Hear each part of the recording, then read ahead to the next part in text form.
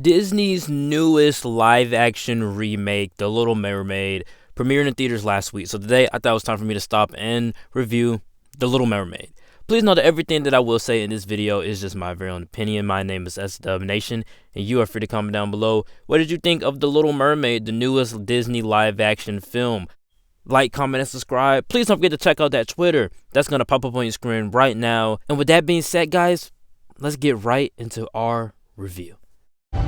You broke the rules. You went to the above world. A man was drowning. I had to save him. This obsession with humans has to stop. I just want to know more about them. Ariel, don't! Look, I'm not the biggest fan of Little Mermaid. I saw this movie for the first time last year, and then I rewatched it the day before I saw this one. So, to be fair, I'm not the biggest fan of Little Mermaid. I don't even think I really love the original. I think it's okay, but this one was pretty alright. So let's move right into the good. And the good thing that comes to mind here is that it's just a delightful film that has a lot of heart, and the entertainment value of it all worked for me. It's cute, it's fun. I really enjoyed myself watching this movie. In fact, I actually took my mom to go see it.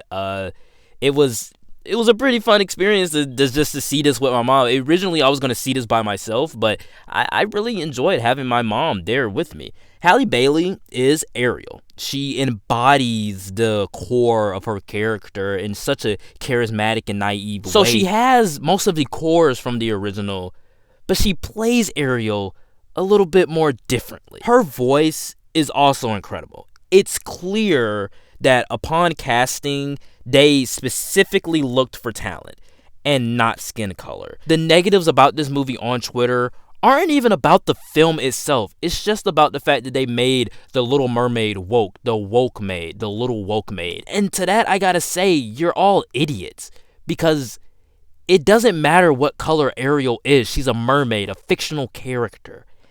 It's clear when you watch the actual movie, it's clear that her skin color has nothing to do with the rest of the story. It's clear that Eric's skin color has nothing to do with the rest of the story. But they specifically casted Ariel because of her talent. Halle Bailey has talent. She is a powerhouse. And it's incredible because I haven't seen her in much work, but she's able to convey so many emotions without even opening her mouth. She's able to convey so many emotions, react, and interact with sea creatures that are not even there, with birds that are not even there. That's as great of an actress she is. For the most part of the underwater scenes, she's literally interacting with no one. She's interacting with guys in blue suits. And in musical numbers, she's singing on a set by herself, surrounded by blue screen. The underwater scenes also, I found to be pretty immersive as well. I know a lot of people, including Sean Chandler, said that he didn't really like the underwater scenes as much. And for 40% of this movie, there's underwater scenes. I found them to be pretty immersive. I think in the theater that I was at, in the auditorium, just the sound system made it echo a little bit, and I just think that the underwater sequences just looked good. I mean, the hair flowing, the CG is CGI, but it looked all good. I didn't find anything terrible about it. I think the effects inside of this film are really good. There's this one sequence with the boat sinking on fire, Prince Eris's boat, and that whole sequence was incredible. I was on the edge of my seat, and I remember seeing it from the original, but I was on the edge of my seat, and I found myself zoning just into that sequence right there. It was an incredible scene, and I think that was probably the best sequence inside of the movie. There's a whole section of this movie that differentiates itself from the original. There's a sequence where we see Prince Eric's village, and it's full of Caribbean people. It's a Caribbean island. We see black people that have Caribbean accents. We see people in markets, and we just see people having fun, listening to Caribbean music. They're playing this tropical choral mix inside of the film, and it's just filled with fun. I love that section. Whereas my favorite action sequence of the film was the boat sinking. I think this might have had to been like the one that I smiled the most at. I like Under the Sea and Part of Your World as songs. They're pretty explosive and all around great. I mean, I got chills listening to Part of Your World. I got chills listening to Under the Sea. When I first listened to it, I was like, I'm not really liking the fact that Ariel is singing along with Sebastian, but it also shows that she's not against living under the sea. She just wants to explore other regions. And that's another key detail about Ariel that I wanted to talk about here, is that Ariel is an explorer. She's not looking for love per se. She's just very curious about the above the sea world. And Ariel was curious in the original as well, but she was pretty creepy in the original. And that leads us into the romance between her and Eric. Eric is also an explorer. Ariel wants to be an explorer. He wants to explore the sea and she wants to explore the land. So they have something in common here. And it's way better than how in the original she sees this guy and just lusted over this guy, and now she's being overly creepy. Ariel here just wants to be an explorer. And she falls in love with Eric because she sees something in common with Eric. And it's not, I want this man, so he's going to have to kiss me. I want him to fall in love with me. No, it's normal. It's normal. You fall in love with people that you have a lot in common with. And I think that their relationship was organic. It's still a little bit forced. 3 days, of course. But throughout the entire film, I thought their romance, Eric and Ariel's romance, pretty organic. Also, the Eric actor, I'm just going to talk about him a little bit here. The Eric actor was pretty okay. I didn't find him that attractive, to be honest with you. But the Eric actor is pretty okay. He has a song in here that I really like. But that's about it. I mean, Eric, he's a character in the movie. Melissa McCarthy, though, as Ursula, just kills it in the role. And she was also one of the people that was cast that I knew was going to kill it. When they announced her at Disney's Investors Day, I thought about it. Would I have wanted Queen Latifah? Yeah. But she played Ursula in the live-action play back in 2019. Melissa McCarthy playing Ursula? That's not a bad idea. And it worked out incredibly. I think it worked out incredibly for them. She kills it in this role. I thought all of it worked for me. Like I said before, there's some liberties from the original film. You know, they have a Caribbean sequence. They have Eric's family in the mix, where Eric comes from. Again, the romance between Ariel and Eric was a little bit more organic and felt real a little bit. Still a little bit fake because 3 days, but it felt like two people who have a lot in common and they just are attracted to each other because of their similarities. Their very similarities. And it's not like they're in a rush to get married. They both just want to explore. And I think that worked a lot for me. It makes me enjoy this one a lot more.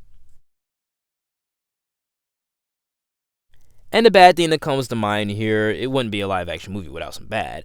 The sea life can't emote.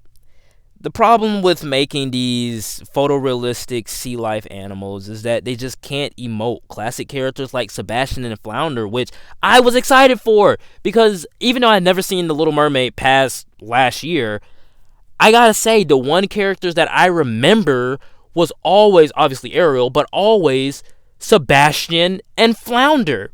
And the one thing that I remember about Sebastian was his facial expressions. A hermit crab had a character. Inside of this movie, they try, but it doesn't work. Flounder, as a photorealistic fish, it doesn't work. It's up to the actors to try to show the emotion in their voices. Daveed Diggs does an alright job. The guy who plays Flounder, he tries. And Scuttle by Awkwafina, she's pretty good. I actually like her characters in the movie. She's pretty alright. And they try to emote with Scuttle a little bit, but even then, birds can't emote that well. It's just, the actors try, and they're serviceable, I guess. But also the runtime. It felt like it needed to be shortened by a good 10 minutes. A good 10 to 15 minutes would have benefited this movie a lot. The new songs are also pretty weird. I don't hate them. Hallie's new song in the movie was pretty alright in the middle half. And Eric's song, like I said in the good, was pretty great. I liked it. He hit those notes. Hallie's song, pretty great. I liked it. Scuttle has a song. And it sucks. I didn't like the rap. It's a rap, and it sucks. It features Sebastian as well. And I just know. That was Lin-Manuel Miranda's doing. I love In the Heights. Hamilton is really good. I like it. And I love Lin-Manuel Miranda. Moana, great. All of that. He does some pretty great work with songwriting. He does. He's a great lyricist. Really great. Hallie's new song in it, great. Eric's new song in it, great. Scuttle's song sucks. I don't know what he was doing, but he had to put a rap in here. I just felt like it was out of place. It felt cringy and corny. I was cringing when I was watching that. It just felt so out of place to me. I don't know why. It just felt so out of place that we had all of these singing songs, and then we had a rap. So weird. In conclusion, The Little Mermaid is one of the best Disney live-action films ever. It takes liberties in the story and just the pacing of it all, and it's welcome. It serves as a delightful time in the movies. I can't call it anything less than charming. Halle Bailey is a powerhouse and makes a splash as Ariel, while Melissa McCarthy kills it as Ursula. I gotta say, The Little Mermaid to me is an A, and it's a 9.3 out of 10. And I would say it's a delightful time. Again, it's a delightful time. Go see it with your family because it's so much fun. And I think I'm going to go see it a second time as well. I saw it with my mom when it first came out. I'm going to see it again, probably take my grandma. I cannot wait to see this movie one more time. Alright guys, that is it for the review. Please note that everything that I did say in this video was just my very own opinion, and you are free to comment down below. What did you think of Disney's The Little Mermaid, the newest live action film from Disney? Like, comment, and subscribe. Please don't forget to check out that Twitter that's going to pop up on your screen right now. And with that being said, guys, I will see you all next time. Peace.